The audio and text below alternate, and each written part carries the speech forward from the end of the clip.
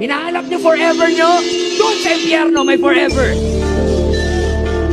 At ang pangalawang nakakatakot sa impyerno ay hindi po yung physical torture, yung mental torture. Dahil ang impyerno ay lugar ng forever regrets. Lahat ng mga tao sa impyerno ay umiiyak, hindi sa sakit ng init lang, kundi dahil sa isip nila, sana pala naniwala ako, sana pala nakinig ako, sana pala nung kumatok, naniyaya ako magsimba, sana pala hindi ako nagpatigas, sana pala hindi ako nagmayabang, but it's too late!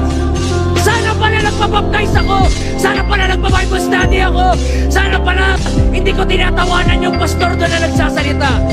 Kaya merong krusada na ganito. Bakit hindi po biro ang impyerno? Totoo po ang impyerno, mga kapatid. Sa impyerno, walang wifi doon, walang mobile legends doon, walang Call of Duty doon, walang pastor doon, walang mama doon, walang presensya ng Diyos, walang grasya ng Diyos, walang prayer, walang worship,